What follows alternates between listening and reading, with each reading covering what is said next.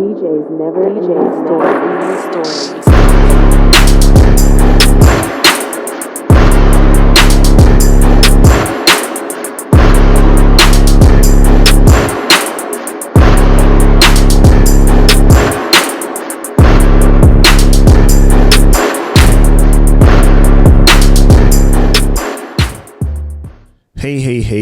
Hey, you're now tuned in to the two coolest laid back cousins of the podcast industry. I am the king of calling off, aka the Thirst Trap King, BKA give your woman the Bambi legs. Shall we shag now or shall we shag later?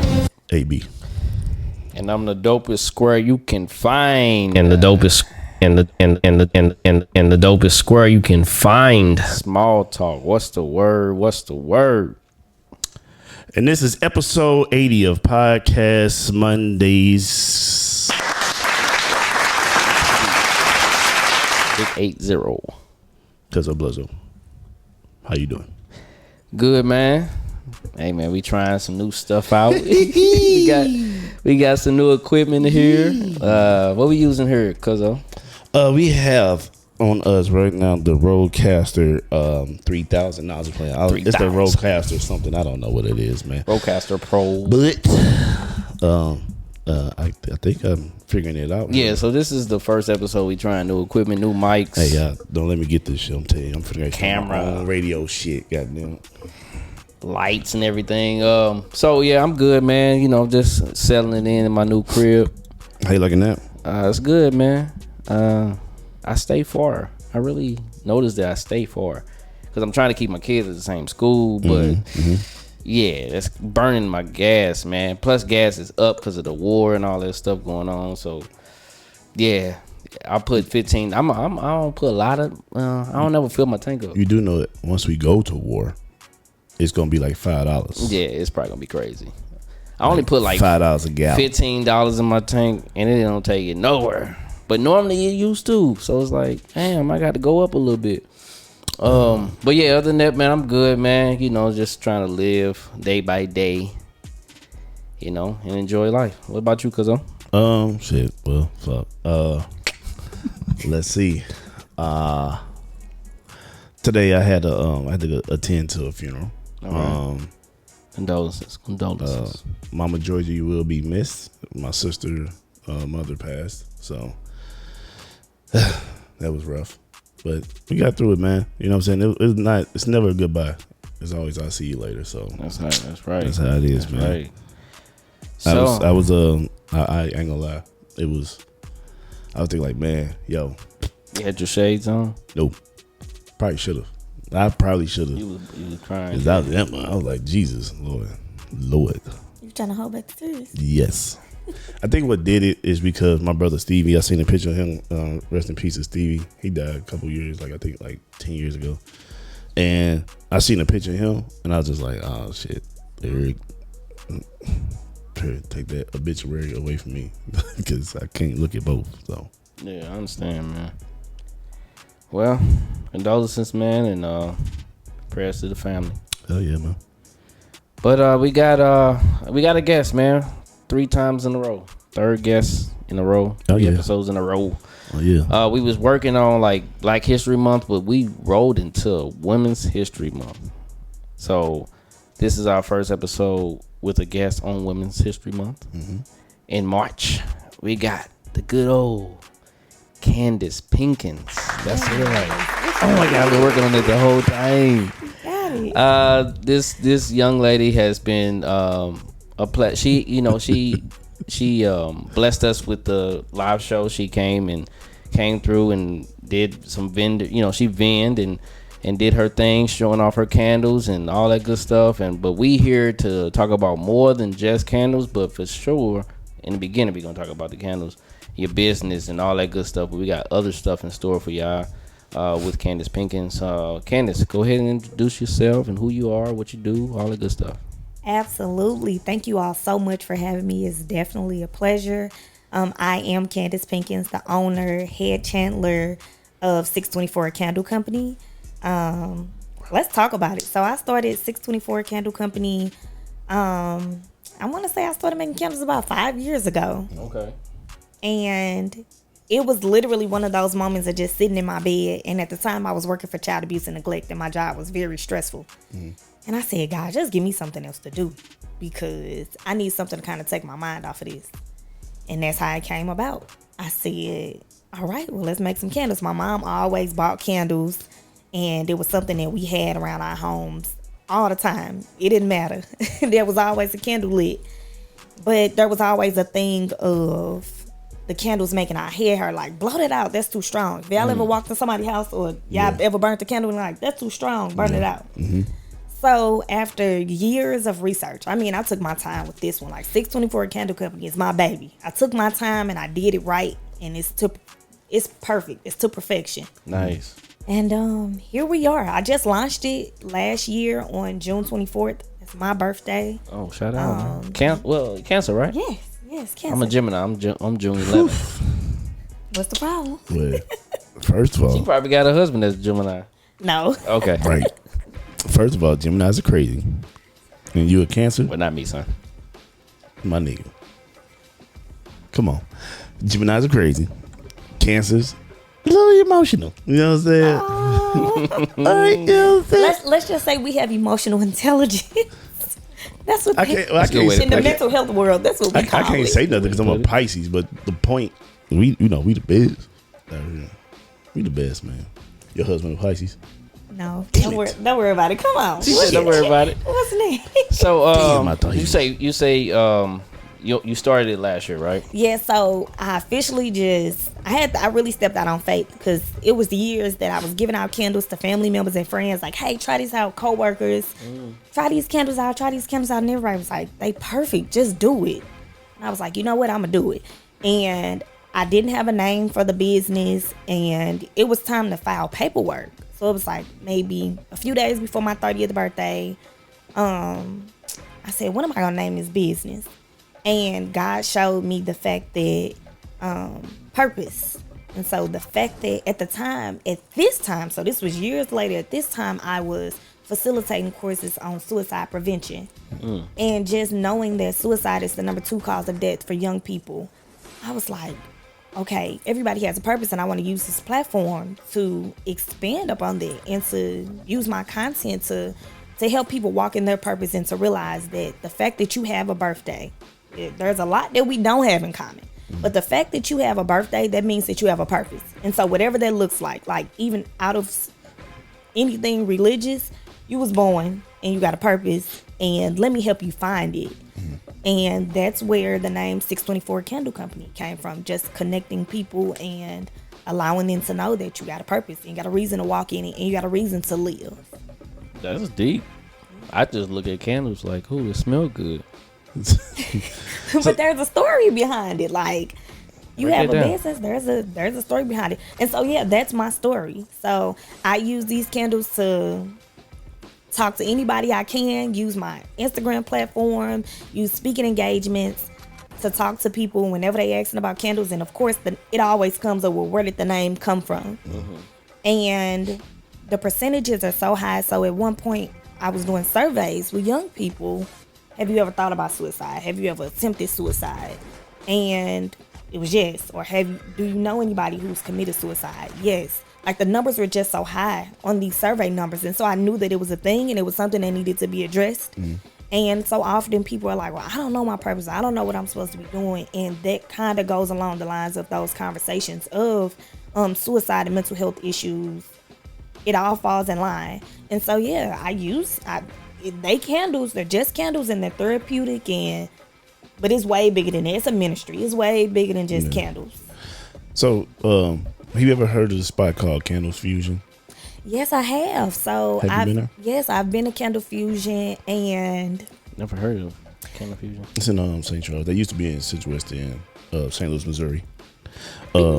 But no, it's in St. Charles now on Main Street. because they had 2 locations at first. They had the Central West End and Main Street. Yeah, it's closed. The Central West End location is closed, but now St. Charles.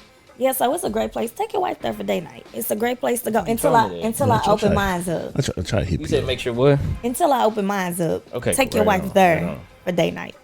But that's the ultimate goal for 624 Candle Company. I am going to open up a candle bar, and it'll also be an event space. So I'm just speaking this into existence. This is something that's going to happen. It'll also be an event space for things as such, like you can come and make candles, but then you can also shoot a podcast. You can also, because the aesthetics gonna be on point. I'm telling y'all, it's gonna be nice. Yeah, it's gonna be good. It's gonna be amazing. You can have your bridal shower there, just something real classy. It's gonna be a nice space. It is. So that's my long-term goal for it. That's what's up. Nice. So what these two candles here you got? All right, so these two were actually a part of my fall and winter collection. I'm branching out now. I'm getting into my spring collection. But this one, it was one I blended myself. It's called Spicy Mommy. It's orange, cranberry, and cinnamon. So give you fall vibes. Smell good. You want to smell it? Yeah, let's do some smell. You can smell it. Yeah. As you can see, it has a wooden wick, so it crackles like a fireplace. Everybody always say they real therapeutic. Make it seem like, real comfy in your living room. Now, I'm going to tell you, that one smell like coffee. That smells great. I smell coffee beans. Don't judge me. Oh yeah, well that's the candle for you then. Yeah, that's the candle for you. No, so I love smells. Nice, I mean, like that. Clearly, if you came in my crib, this ain't nothing. I go to incense stores, and I went to Candle Fusion. Anyway, you can make your own candles, and like my smell is. I figured out my smell is like a citrus type of smell. Like I love a citrus, like that smell. Then I like vanilla. Then I like lavender, all that type of stuff. Lavender kind of get me like that's when I'm feeling great. You know what I'm saying? But I was gonna say like spy vibes, but okay. No, it gets me Mr. I like Nasty. the linen smell. I like the cinnamon smell too. No, that coffee smells. Oh, coffee, yeah. I also like that smell where like in Christmas time. Why that sound weird? Oh, Christmas time when it's like what's that? It's like a spice type of smell, like October when it's like pumpkin spice. Yeah. I like that smell around like fall time. Do you have like a secret, like you can't tell people how you mix this kind of stuff together? Absolutely. Just simply because this was almost 5 years worth of work, like worth of research, worth of. I mean, this like the secret sauce, like from the Krabby Patties. Like I ain't doing it. Yeah. So I'm sorry, Coach. Go ahead. My question was when did you go to Candle Fusion before you started? No. You went after? So that's what attracted me to Candle Fusion. Okay. I had already started doing my own research and ordering supplies to learn how to make candles. So when I saw that we had something like that in St. Louis, I was like, oh, that's cool. And then when I found out it wasn't black owned, I was like, fuck this. Oh, okay. I'm gonna take over, son.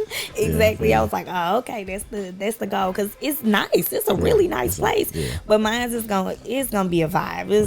There is cool. It's nice, but it's gonna be different. So when when I listen to podcasts, right, I always look to see how can we get our podcast a little bit better. Like what can we do to make it better? So I call it, taking it and turning my little twist to it. So it's a lot of things that I see from podcasts. I'm like, all right, well, I'm gonna bring this, and then I run into Cuzzo. He be like, oh, okay, cool, but we're gonna do it like this. That's why I was asking, like when you went there, he's like, oh yeah, we're gonna have black music here. Absolutely. You know okay. Absolutely. Yes, that's exactly what I got from it. So I got like a little bit of, because I remember Painting with a Twist, like in the beginning sometimes they'll have a DJ. So I'm like, okay, well, we're gonna get a DJ from Painting with a Twist, make it a vibe. Nice. Y'all know black people love a vibe. You get a DJ, some good music, they want to stay. That's it. Yeah. All you need. And then I'm like, okay, Paint with a Twist, you can bring wine. Okay, I'm gonna let the people bring their wine. And then Candle Fusion, that's just the whole experience. So it's like a little bit of this, a little bit of that, and a little bit of melanin in it. It's gonna be good. Yeah. Right. Is it anybody in your family or somebody that you looked up to make you want to just like take that jump and start your own business? Absolutely. So my dad has been an entrepreneur my whole life. Like this man, we sit around and we joke about him because he's done so many different things to try to be successful. And he one of them kind of people that opportunists. Exactly. So he one of them kind of people that we know that eventually he gonna write a book. And you know how like when millionaires and billionaires, they write their books, And they be like, well, I did this, and I did that, and I did this, and I did all these different things to try to be successful. That's my dad. Like, we literally sit around and joke about how many different business ventures he's done to be successful, and that's where I got it from. That's probably what my kids gonna say about me when I get older. But you talk about somebody opportunist. My dad tried to do this. Boy. He was in commercials, doing all this stuff, dancing. He should be. Now he podcast. His name should be Small the Opportunist Talk. Goddamn it. 'Cause that They nigga probably gonna say the same thing. I'll be like, cause of like, just do it the other way. Nah, I mean, like, because all right. That hey nigga man, you is gotta the see what work. ultimate of opportunist right there. So your dad was a you looked up to your dad. In that way. Absolutely. That's what's up, man. I hope my kids do. Y'all better look up to me. I be trying, man. They be acting like I be bothering them and stuff. Well, it took a while. It took for me to grow up to. At first, when I was younger, I'm just like, he's just a hustler. Like, that's the way I looked at it. Like, That's he a what's up. hustler, and I mean, he'll do anything. Like, he was real estate is still his niche. Like, that's what he does. But I remember one time, like, he was traveling all around, going to colleges and getting them kids signed up for credit cards and alarm systems and insurance and. I know he cold. Shout out to your pops. Yo, he cold. He could sell himself really good. Listen, he can sell you the shirt off your back. Man, that's great. That's tight. But that's one thing I always wish I had, like, where I can be able, like I'm not that confident enough to come in, like, even with interviews, because man, that shit is the worst. Interviews, you gotta sell yourself. I am tired of selling myself, nigga. You gonna hire me or what, not. motherfucker? Shit, You seen my resume? shit, man. You don't I see gotta how I'm sit here and dressed up in tell this you, thing? Man, I got a fresh lining. No, I don't even get linings. You know what I'm saying? Fuck out of here. I wish I could sell myself though. So, shouts out to Pops, man. Yeah, shout out to Yes. Pop. So besides the candles, is that like your purpose? Like, what is the purpose in your life? Do you know your purpose in life yet? Ooh, that's a good question. I Sheesh. was just listening to Sarah Jake's podcast, and she had Kadeem Ellis on there, and Shout that out was a to Kadeem. question. Yes, Who's love both of them. Who's that most? Kadeem and DeVal, they're a couple. No, I don't know that. DeVal is on he on the BT show, right? Oh shoot. Sisters. Oh yeah, sisters. Yeah, Yeah, he's on Sisters. He sister. used to be a football player, an NFL football player. Shout out to gonna do Dead it Ass up. Podcast. Yeah. That's what's his name? Dead Ass. That's Dead the name Ass of their Podcast. Okay, what's the dude name? I sent you a link. I sent Rob a link too. to them. DeVal. Yep, DeVal. And good thing. Okay, that's fine. But go ahead. What was you saying Okay, about so that? let me go. All right, as far as my purpose goes. Oh So yeah. from that podcast, I did learn that we don't have to necessarily just have one thing as our purpose. Exactly. And so I know that I am meant to nurture youth. Like that, God put me on, that's part of the reason why God put me on this earth, to nurture young people and to nurture youth. And everything that I've went through in life, like they always say, like, your testimony is not for you. Like whatever you go through, it's to share with other people and it's to help other people grow. So yeah, that's definitely a part of it. And then also just to help women find their space. So me being a wife and a mother, and it took me to that space, like, what about you? Because initially, I think naturally a lot of women, like, we fall into being a people pleaser because we got to make sure our kids okay, and we got to make sure our husband okay, and everybody else is okay. And so what does that look like for you? Like, do you continue to find your own identity, or do you continue to be a people pleaser? And even though, you know, it's your husband and your kids, but you doing whatever to please them, but like, what about you? Like, you're still an individual. And so those two things right there. And then of course, never looked at myself like a creative until I got into this space to start creating candles. One, I don't like math and I don't like science. So the fact You say you don't like math? no, I don't like Sounds math like me. and I don't like science. So how did I get into I an like science. industry creating a product that everything about candles is math and science? Yeah. Growth. Yes, exactly. So that's what made me also know, like, this is a part of my purpose. So yeah, that's it. That's dope. Well, y'all just taught me something. This dude was in NFL. Jesus. Yes. What team do you play for? The Detroit I never Lions. found that out. Detroit Lions and the Cleveland Browns. See, I don't know how long he played though. Yeah, he didn't play long. He only had. I don't even want to say that. Shout out to you, brother. Whoa. Wow. Yikes. But he said that his goal was to always be an actor. So he used Yeah, he football is to like acting get right now. Smart. popular. That was the smartest thing from what I seen. Goddamn. Shit. I ain't gonna even put them out like that, goddamn. But you can Google it. Right. Yeah. I'm gonna have to. I just like the podcast. No, they podcast is really good. Yeah, I like the content. Man, they talk about a lot of things. I can't say that. Especially with being married, they talk about a lot of marriage stuff. I made it semi-pro. I wasn't shitting semi-pro. Anyway, let's go. All right. So you came to our live. We should have said this in the beginning. Right. We don't know. But you came to our live show, our very first one. How did you feel the vibe was? How did you feel it was? How did you feel like it went? I felt like it was dope. So it was actually my first live podcast show. Like I listen to more podcasts than I listen to music. So that's just what I do. So when the opportunity presented itself, I was like, oh yeah, this gonna be cool. This gonna be dope. And so you could tell y'all vibe. I hadn't met y'all, but you could tell that just from the audience, the people that was there, the crowd, like, oh, this good. Like y'all making an impact in some kind of way. Like you could tell just the caliber of the people that was there, the caliber of the event. It was dope to me. Yeah, we dissect the hell out this show. So I got. Well, we love it. We our own worst critics. Yeah, for sure. That's for natural. Sure. We have I to. like, fam, we got to start on time, fam. That lighting wasn't better, fam. My belly looked a little too fat, fam. Like, yeah. No, I was at the gym and I had got connected with Angela.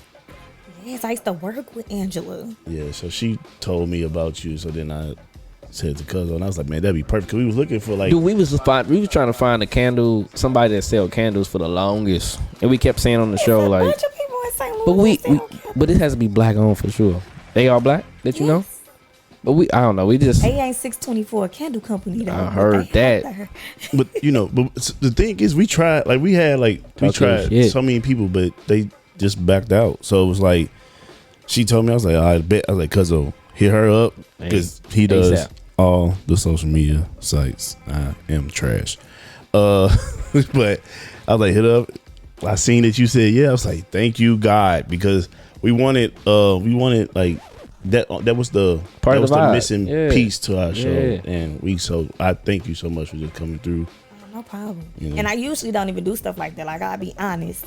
I usually don't. Like, people reach out to me with opportunities, and I'm very careful because ultimately when you're a small business owner, people look at, who you associate yourself with. And I didn't know y'all. I just knew Angela was a good person. And I was like, okay, well, I'm going to just go ahead and do it. Like, I kind of lurked y'all pages a little bit and seen like, okay, they ain't crazy.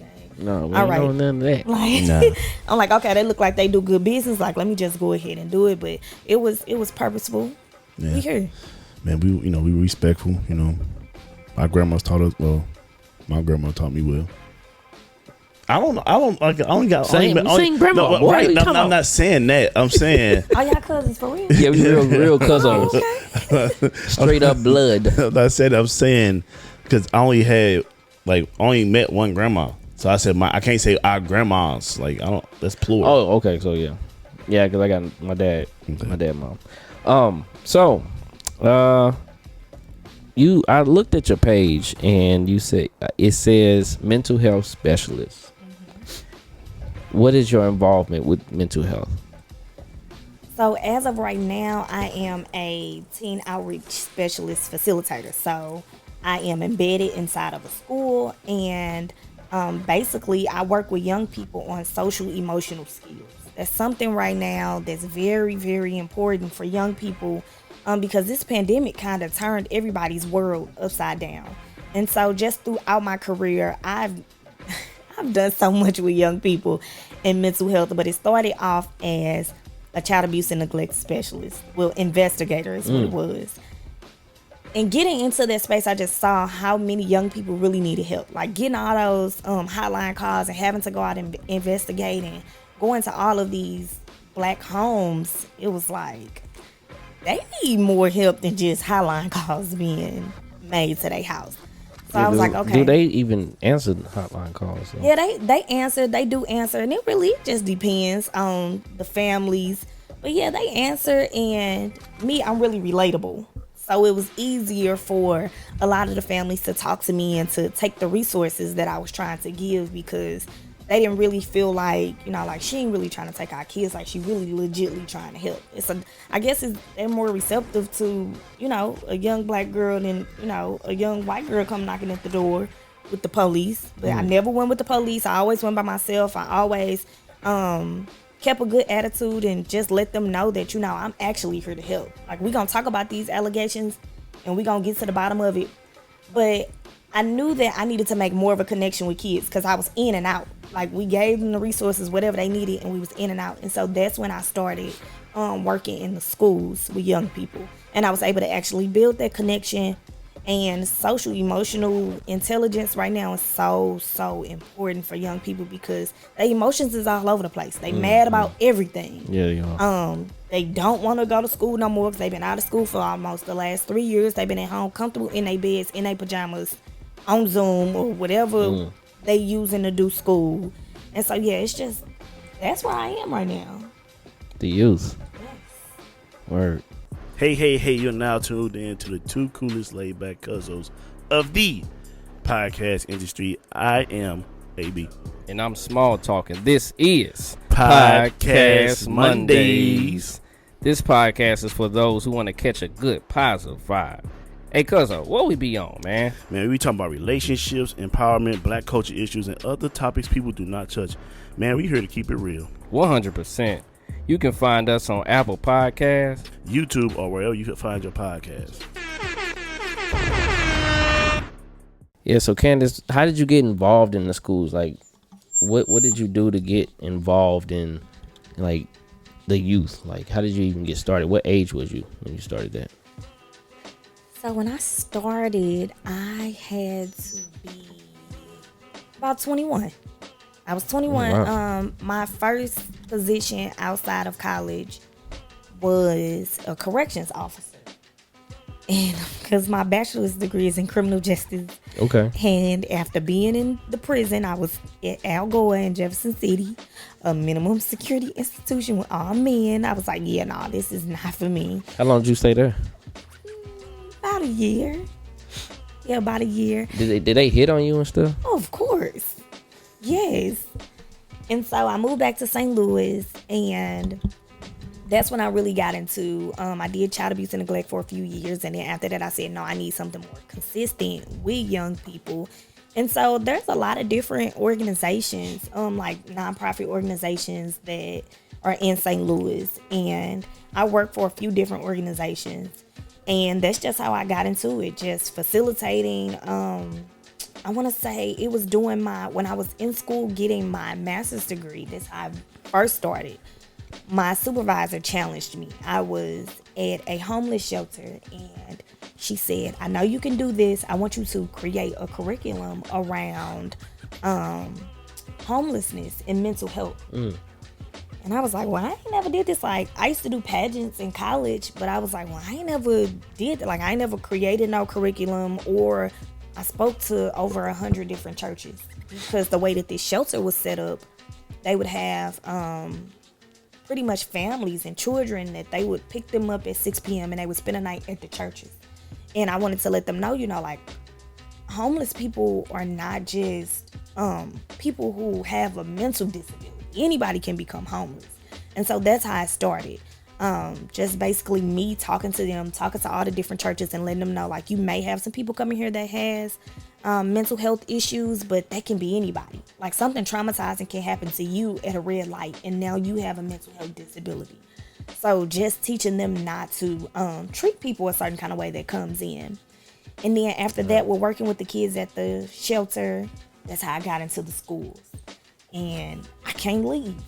Yeah, I can't leave because that's how you access kids. Yeah, you feel like, because that's kind of like how I am with teaching kids, because I know for itself from coaching, like when you come around kids that's been this age and you seeing them grow up to this age and it feel like, you know, you mean something to them, you know what I'm saying? Mm-hmm. And I know that's a big thing. You know, we talk about a lot of mental health in adults, but we don't really touch more on the youth mental health. Because, I mean, I have my own kids as well, but they not, you know, they kind of like don't tell their daddy everything, you know what I'm saying? And if it's a parent out there, because I know you're a parent too, yes. Do you have any like tips or tricks to get your kid to open up to you? Absolutely. So I think the first thing is allowing your kid to know that they have a voice. growing up, the people who raised us, it was kind of like mind your own business, stay in the kid's place, and you really don't have a say-so about too much. You really don't have an opinion about too much. But I have seen a lot of millennial parents, like we kind of taking a different route with the way that we are raising our kids. Like we are allowing our kids to have feelings and to have a say-so. And so once you open up that door and that opportunity for them to act like to feel like they matter, that's when. I mean, in a respectful way, though. You don't have to disrespect. Your kids don't have to be disrespectful. You don't have to disrespect them to let them know that, like, you matter, your voice matter, your opinions matter in a respectful way. So whether that's me or whether you go to school and you talking to an adult, you talking to a teacher or staff, and you give your opinion in a respectful way, can't nobody ever knock that. And so that's how you get them to open up and say, I didn't have a good day today, and I'm stressed and I don't feel good, or we got a lot of young people committing suicide. That's how you get your young people to talk and say, I'm lonely and like I don't like it here. So that's where it starts. Allowing them to know that they have a voice and they have a say so. And we can talk about anything. We can.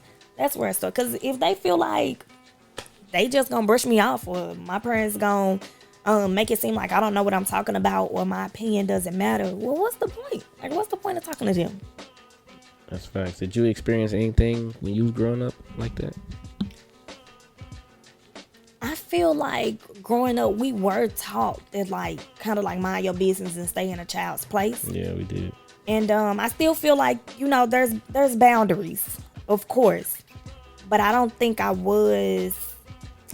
mom ever shut me down either. But I don't think I was as vocal as my son is now.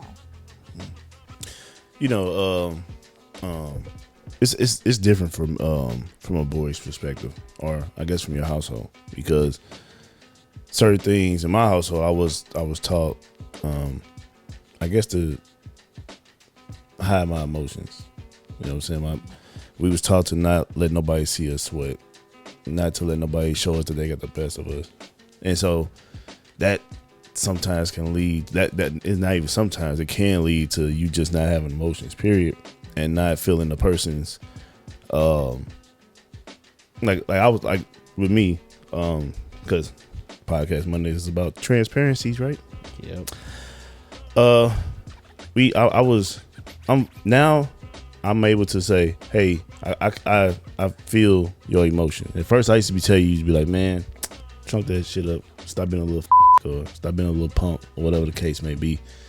Now I'll be like, all right, look, you got the right to feel the way you feel, and I apologize for making you feel that way. Because you can't tell nobody how you made them feel. Exactly. So I'm very open about that. I'm very, very, very focused about that, because anybody, like I tell anybody all the time, if I say anything to offend you, I'm not trying to, I just be talking shit. But if you take like offense to that, hey, yo, I apologize, because that's not what I meant. I mean, no malicious harm or anything behind it. So that's something I had to learn. Actually, I'm still learning, because some shit I be like, I have no filter, because I know I be talking shit.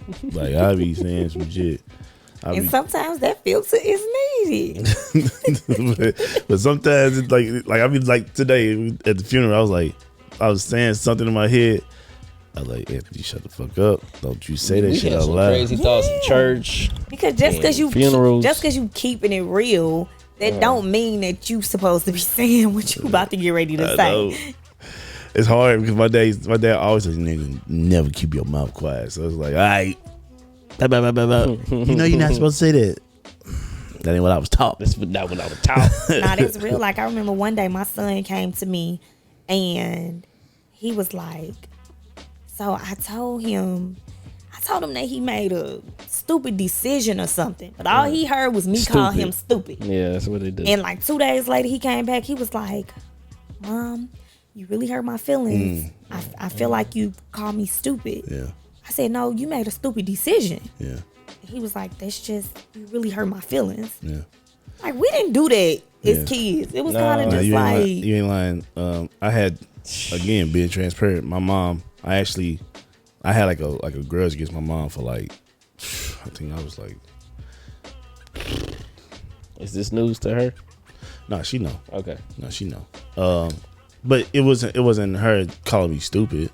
Like she was like, you're not gonna get the problem. Like I took it as she saying that I'm stupid. I'm not gonna get math together. But she was just like, yo, you just not finna get this problem together right now. Like tonight is not the night for you. Probably just tired mentally. You ready to go lay down because you've been at this problem for like 10 minutes, nigga. Like, nigga, 2 + 2 is what, nigga? I'm like, shit, I don't know, 7. I don't know. Johnny had 2 apples. Right. So she was just, I just took it as she called me stupid. And I was like, well, shit, if my mom think I'm stupid, then who else in this world wouldn't think I'm stupid? So that, yeah, we I don't know, man. I think we be a little extra sometimes because I know I was like, yo. Cause you be hearing me on the phone, like I you would think I got Tourette's. Like I'll be in a whole conversation with cousin, like yeah, I'm blah blah blah. Hey man, yeah. So blah, blah, blah, blah, like I go from like low tone like I normally do to like rah, you know what I'm saying, and then like afterwards, like I always like as I get older and I'm talking about conversations like this is what helps me kind of like filter what I want to say, like. Say my daughter messing with some boy that got another girl, like you see he with this other girl, like why you acting stupid? Like you said, they gonna hear the stupid part, yeah. And it's like, but that's my emotion at that moment. Yeah, like, but instead of you using your words to uplift her and encourage her and to build her self-esteem so that she know that she deserves more. She ain't stupid. Maybe she just need a boost in her self-esteem so that she know, like, you can really have anybody that you want. Like, that you ain't got to deal with. You deserve better than that. Yeah. Then why you acting stupid? No, you got to boost that self-esteem. See, like, I say that after I say, why you acting stupid? No. Blah, blah, blah, blah, like, what you said, like, I always, like, preach to her, and she be like, I'm always preaching. Like, that's all I do. Because I see the struggle in, you know, from growing up, the women... Well, girls coming into women, her age is 14, teenagers. That's the age where it start to get a little, you know, iffy, where they trying to figure out what they doing, why they doing it, and all that good stuff, you know. And it's when they get older, like, why did I do that, you know? But I'm trying to like, of course, she ain't gonna know until she get older, but it's not in vain. Trust me, it's not in vain. Keep doing it because as she grow up, she ain't gonna forget none of that. So just keep on doing what you're doing. I sure hope so. That's a fact. Well, I mean, like, so going into mental health again, is it anything that you notice in the black community that's really hurting us? Like, I know you said suicide. Is it anything else? Mm-hmm. You feel like it's really hurting these goddamn drugs.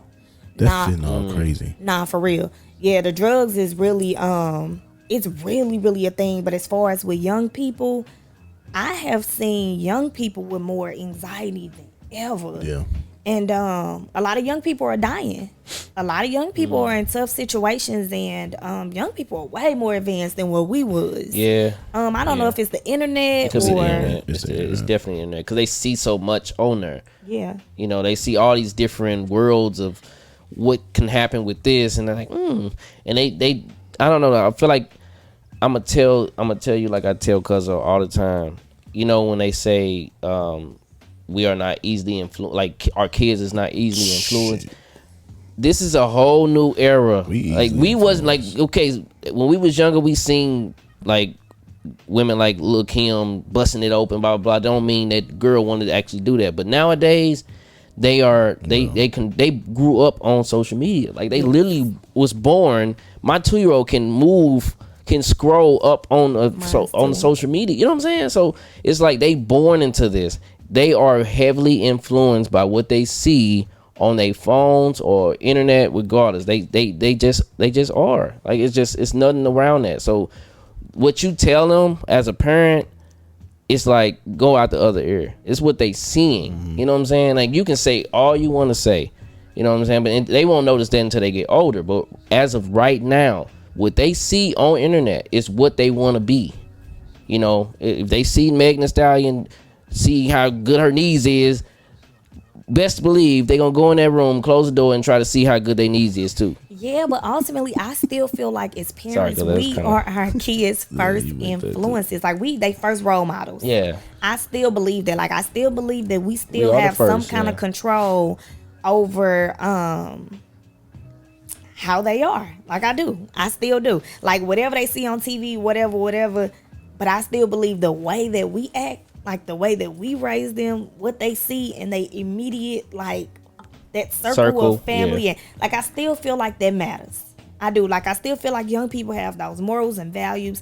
And another thing, a lot of young people are suffering with, like they just angry. Yes, like they are angry and with their hood up. Yes, in 90-degree weather. Yeah. Like they are really angry and So like true, man. they want to retaliate. Like it ain't nothing that you can do to them and get away with it. So in a sense, I feel like, okay, like this is a little bit of anxiety. Like everybody on edge all the time. Like everybody want to pop off on everybody. Y'all angry. In my class now, we just had a conversation about like a cause, like something that you would like to like fight against, like sexual abuse, breast cancer awareness, just like something that you would like to fight for. And a lot of people said gun violence. So they want to stop the Yes, killings. like young That's good. people That's want to good. stop the killings, That's what's up. and it's really something that they care about. But also, they've lost so many people. Like they losing young people. They losing best friends right now. Yes. So that's another thing. They traumatized, and they also going through PTSD, depending on where they live at and where they from and what they experience. That is definitely a fact. Another thing I'm noticing compared to when we was younger, they are not naive to their skin color. What that mean is like they so like woke in the way of like, hey, I'm black. This is why I'm getting treated like this because I'm black. Oh, it's not even that it's a fact, but it's just like they it's in their head like, oh, is they doing this because I'm black? Like even my 9-year-old talking like that. You know what I'm saying? It could be because of me, but it's probably good. Our generation though is telling our kids that. You know, like I'm not the type of parent that I want them to be able to get along with all races. Don't get me wrong. But I definitely don't want them to be naive to their skin color. I don't want them thinking, oh, we all best friends. Meanwhile, once they go to they best friend go to their family house, they talking about black people. You know what I'm saying? Like, I want them to be able to be transparent as well, you know, at that age. And I feel like they are. Like, they understand. They see all these cops killing our black people because they on social media, so they see that. And I definitely I love that because when I was younger, I was naive. I'm like, yeah, I'm a little kid. Like, that's a white boy. I don't care. No, because social media had like really just became a thing. So a lot of this stuff, of course, it was happening. Is in the history. It's just replaying itself. But no, we did not have that kind of exposure. And now, yes, it's a thing. Like, these kids understand that they are black and they can be attacked because of their skin color, and it's a real thing. You get treated differently, and you got to work twice as harder, and that's what they've been exposed to. And that's what I love. That's what I love. Cause What we doing? Candace, do you got anything you want to open up about as far as what's going on in the world or being a black business owner? I forgot to mention again, this is Women's History Month. Because I always say a lot, like, black women are dominating black businesses in St. Louis, and that's why we so glad the top of America. Absolutely. St. Louis. Yeah, women are really killing it, like, and it's a beautiful thing for me. But so since we speaking on mental health as well, I think it's definitely a beautiful thing, but we gotta learn how to find balance because with, like I said earlier, with being a wife and being a mom and having a full-time job and trying to be a friend, and is there a such thing as balance? And I think that that's what a lot of women are trying to figure out while still just being a woman. Yeah. Like, I don't want to, like, because I got all this stuff going on that I just can't rest and lean on my husband and just feel like a woman. Like, I don't want to feel like that. Like, I want to feel like I can still rest and I can still be a mom and I can still be a boss and I can still be a friend without necessarily feeling like, oh, I'm masculine. Like, I run this and I'm a boss lady. And no, like, I want to still relax and be a woman and be feminine. And I think that that is something that Black women that we have to, because the world has molded us to be tough and to take control, and I don't want to be like that. Like I still want to be feminine, and I still want my husband to feel like I need him, because I do. I'm glad you said that. Cause I'm finna go here. Go ahead. Cause no, seriously, like my mom asked a question. She's like, Anthony, cause you know, I'm single, baby.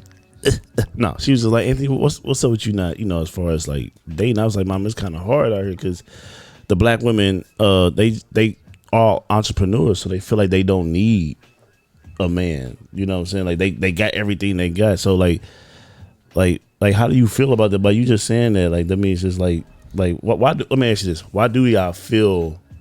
Why would a black woman feel like she don't need a man in that case? And this is the thing. In reality, if we're gonna talk about needs and wants, if a black woman is if she's worked very hard to structure her business and to get to where she is, in reality, she may not need a man. Okay? But do you want a man? Like, do you really want a man? And in my opinion, because I really want a man, I can get to that point to where I can say, I need my husband. Like, I need him. Like, I need everything that he brings to the table. And not even, it ain't just about the finances. Like, the way that he molds me mentally, the way that he covers me spiritually. Like, I need that. But it takes a woman to know, like, you need that. Like, it's deeper than, the finances or what a man can bring to the table. Like, it's so much bigger than that. But, like, when it comes to money, and just because you a boss and you can pay your bills and pay his too, and your mamas and your grannies too, in reality, she may not need, because that's what most people look at men like, y'all just the bank. I see. But y'all are bigger than that. That's and so right. women who way bigger than that. Yeah, like women who look at men like they just the bank, they probably do feel like, well, I don't need a man. Well, they probably don't need a man. Right. But I look at men, specifically black men, like y'all are more than just a bank. Like, y'all, my husband covers me spiritually. He's your my support best system friend. as Yeah, well. exactly. Like, nah, he way more than that. Like, he pulled up. We had the live show. He pulled up, got your stuff, brung it inside the building. Listen, he went to work. He pulled up, dropped that stuff off, went to work, left work early to come back and help me. Like, what? Yeah. So I wouldn't have to walk out there in the dark and unpack all that stuff by myself, and then went back to work. And see, that's what I love, man. Like, cause I don't know if you did your rant yet, but did you rant? I ran about what? I don't know, about women saying they don't need a. I'm not doing that. Okay. Well, I thought he was finna go there. I thought he was too. Man, I'm not doing no rant. I just wanted to know. So Oh, okay. Well, I I'm definitely saving that for another day. I definitely appreciate you saying that, because When we do, we compliment each other, man. Like some women just come across the wrong men that they can't compliment them. You know what I'm saying? They can't fill that other void. Like, y'all got voids too. You know what I'm saying? Okay, you got the money, you got all that, but you have a void. You need something to fill that void, which it could be a man, it could be a woman. But I feel that, I was telling Cuzzo, I feel like a ride or die woman is gone nowadays. Like, when, I don't know, it's because, y'all got it. Y'all got it now. Y'all figuring it out. You know what I'm saying? And y'all been probably had it figured out, but y'all just wasn't exposed to, like, in a world where it's like women got this, you know what I'm saying? But I feel like the ride or die in a woman is gone. Like, they kind of just like, hey, if you, I don't got to be there for you. I ain't got to do that for you. You know what I'm saying? I could do it for myself. And I think those are women who haven't experienced real, genuine love from a man. Yeah. Because like I said, like in reality, if we just talking about money, a lot of women, they don't need men when it come to that. But when you experience real, genuine, pure love from a man, like real love, and it goes a lot deeper to women not having fathers. And women not experience that, because I remember when I first got married, like that was something that I was terrified about. Like, my dad, my real dad, he wasn't around and he left. So like at that point, I feel like anybody can leave. And so there was a fear. And so a lot of women, they haven't experienced that pure, that real love from a father. So they don't even if they get it from a man, like they really kind of don't even know what that looks like or what that is supposed to. So that's a struggle to try to, get a woman to really understand, like, this is real. Like, and I ain't going nowhere, and this is pure love, it's authentic love, and they ain't experienced that. Yeah, you know, I'm not gonna go there today, Deep. but What we love to talk about. I got like a silly question, and then we can kind of wrap it up. I was thinking about something earlier. You know, I was at the funeral, and I was just thinking like, man, humans go through a lot of stuff, man. Where life be lifing. Man, like for real. Yes. The life be lifing. I like Yes. that. Like we go through a lot. So I was gonna ask the question, like, would you rather be a human or an animal? Hey, you're now tuned in to the two coolest laid back cuzzos of the podcast industry. I am AB. And I'm small talking. This is Podcast Mondays. This podcast is for those who want to catch a good positive vibe. Hey, Cuzzo, what we be on, man? Man, we talking about relationships, empowerment, black culture issues, and other topics people do not touch.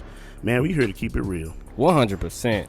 You can find us on Apple Podcasts, YouTube, or wherever you can find your podcast. Yeah, so would you rather be a human or an animal? So I'm gonna just I'm gonna say it first. I'd rather be an animal. The reason why.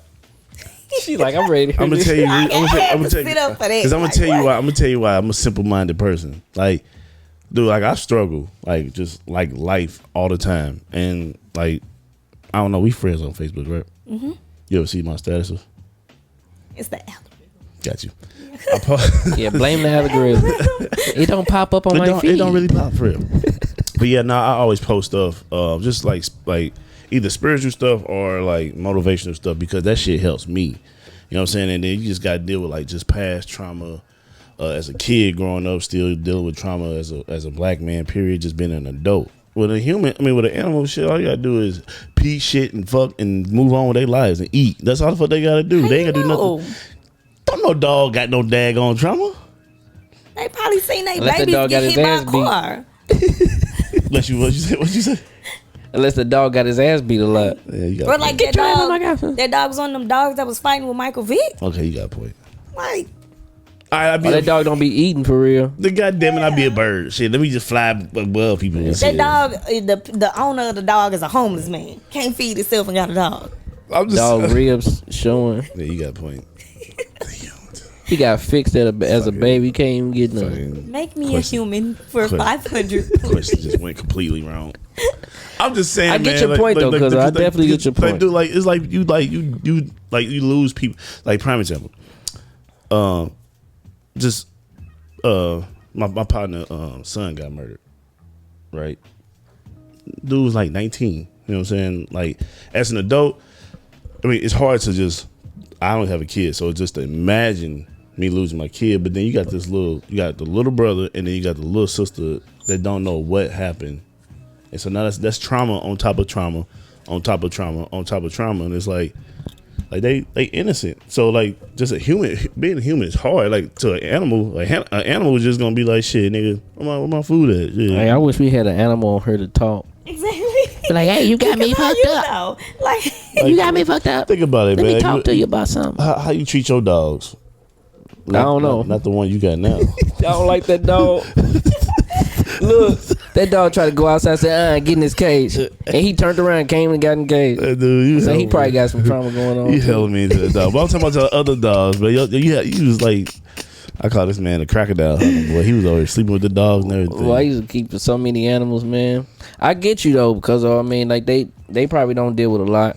I probably would want to be an ant though, like an ant, Okay, talk to me. like a bug. Go ahead.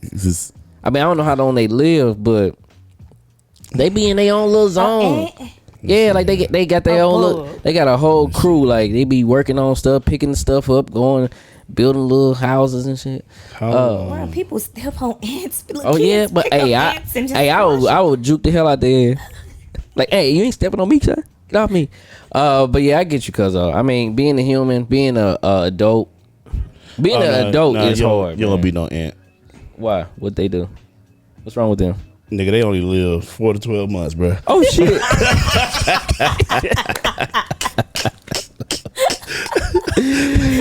Oh my You god. don't want to be that son. Nah, you know what? You only come outside in the wintertime, in the summertime. That's it. Oh no. What about a monkey? That's close to humans. Oh yeah, it's cool. We hanging on trees. Yeah, that's Give me close some to fruit humans. though. I don't. Yeah. Monkey's super smart. Monkey see, monkey do. So what about you, Candace? You want to just be a black woman? Huh? Yeah, I just want to be a black woman. I'm good. I'm satisfied with the way I am.